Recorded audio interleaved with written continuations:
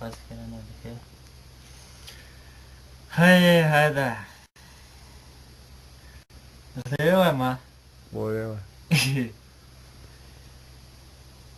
بخنه به هم سا کې وغواړو څنګه کړو بالکل بخنه به وغواړو غواړه بخښنه هم غواړه و تا کې تنګ شومه ایرانه مزدوري کې دې غڼ کېږدم تا کې تنګ شومه ایرانه مزدوري کې دې غڼ کېږدم تا چارې د غڼ چونچکم په میتي کې دې غڼ کېږدم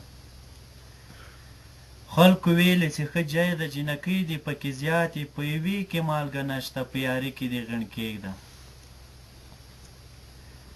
یو سوسیس در پکې ډېر دي بل هګۍ دي در کې زیاتې سندویچ دي بې مزې د کړایي کې دې غڼ کېږدم ارمانونه د پښتو کړم له پښتو پسې پاګل شوم له پارسي نه مې زړه تور ده په پارسي کې دې غڼ کېږدم موږ په بل ملک کې تباه شو خدای دې غرقه ستا د لاسه ای کرزیه وطن جوړ کړه باچایي کې دې غڼ کېږدم ستا عسکر شه خاورې خاورې ای ایرانه ټول تباه چې د احمد نجات هم مرغې خو مني کې دې غڼ کېږدم امریکا له تا ډارېږي دومره ته غیرتي نه یې ولا زه که اوباما شم بدماشي کې دې غڼ کېږدم زړه مې ډېر درته پوخ شوی وس مې نشته چې شي وکړم تا تایرې د غڼ ویښتان کم اټومي کې دې غڼ کېږدم ایرانیه پښتو وایه په پارسي دې نه پوهېږم د ستا کوسخې دې ښځې داداشي کې دې غڼ کېږدم ځان ته څومره وي خوشحاله ایرانی سي انجینر وي لکه سپی ټوله ورځ غاپي مانډیسي کې دې غڼ کېږدم افغانۍ نه دې لوګی شه د ایمیلونو چک ایرانه په تومن دې غڼ صفا کم یو لکي کې دې غڼ کېږدم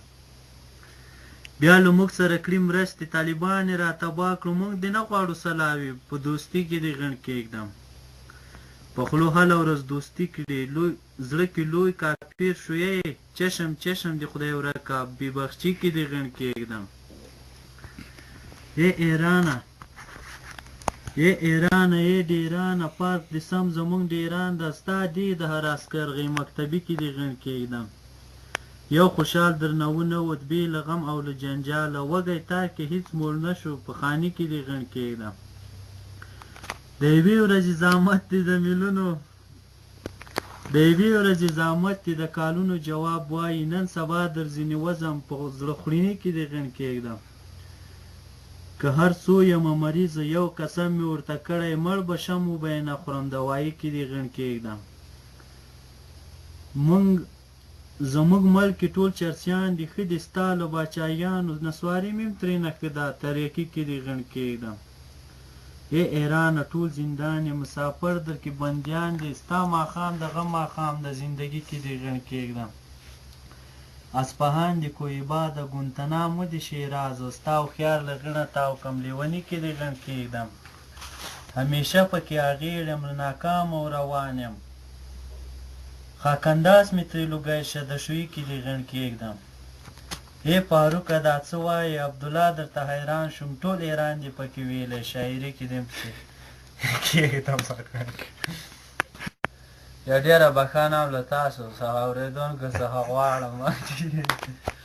پوه شوې